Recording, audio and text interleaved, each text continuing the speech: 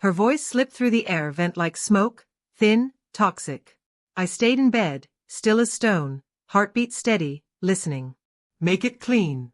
He runs at 5. Cut his breaks if needed. I want him gone before Sunday. The reply came, male, distant, metallic. Payment first. Her whisper sharpened, cutting. Crypto's already in the wallet I sent. Double if it's brutal. I didn't breathe. For years, I had buried the man I once was. I had hidden the scars, the training, the methods. My wife never knew. To her, I was the quiet one who fixed the porch, brewed the coffee, kissed her goodnight. But at 10:07 that morning, the illusion shattered.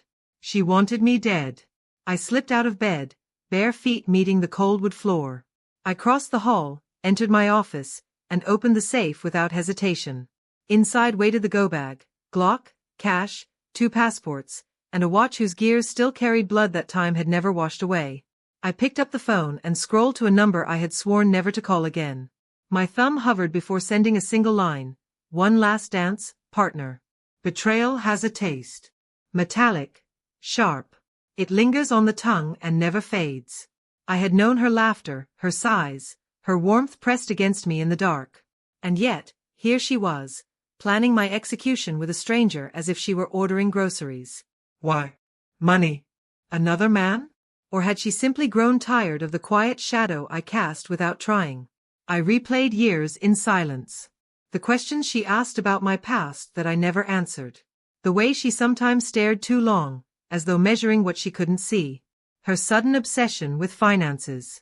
The hushed phone calls behind the locked bathroom door. And tonight, the certainty in her voice. Not fear. Not hesitation.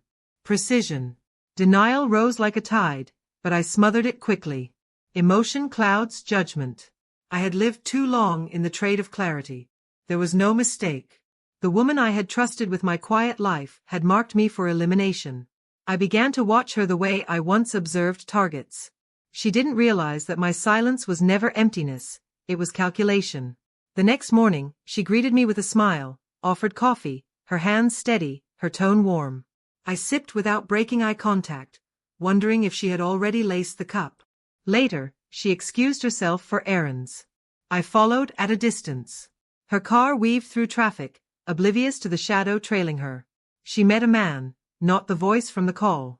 Younger. Confident. They sat too close, spoke too softly. His hand brushed hers, and she didn't move away. Lover. Accomplice. Maybe both. I traced her encrypted messages, and I laughed quietly to myself. She thought encryption could protect her.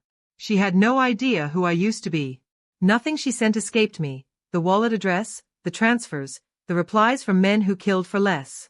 Every detail locked neatly into place. She had built another life within the cracks of ours. A double existence. To her, I wasn't a husband anymore. I was an obstacle. The storm inside me raged, but my face stayed calm. I waited, I watched, I gathered, until the picture was whole. The final thread came on a Thursday night. A message to her lover, careless and raw. Once he's gone, it's just us. No more hiding, no more secrets. The transfer had cleared. The kill order was live. I stared at the screen, and for the first time in a decade, the old self stepped back into the light. At dinner, she asked about my day. I nodded and handed her a folded sheet. "What's this?" she asked, smiling. "Read." Her eyes scanned the paper. Transaction logs, messages, the voice recording from 10:07 a.m. Her smile withered. Color drained from her face. She looked at me then, not as a husband, not as a victim, but as a predator. Her lips trembled. "I can explain." I cut her off with silence. A silence sharper than any blade. Leaning back, calm, I spoke. "You wanted it brutal." My voice was low, steady. "I'll oblige." I slid the phone across the table. The screen showed a live feed. Her lover bound and gagged in a chair, eyes wide with terror. Her hand shot to her mouth. "My partner owed me a favor," I continued. "I collected." She shook her head, tears spilling. "No." "Double payment, wasn't it?" I said coldly. "Consider it paid in advance." Her sobs split the air, but I felt nothing. I stood, picked up my bag, and walked past her as she collapsed onto the floor, clutching the papers, the evidence of her ruin. Her voice chased me, desperate, broken. Please, don't leave me. I didn't answer.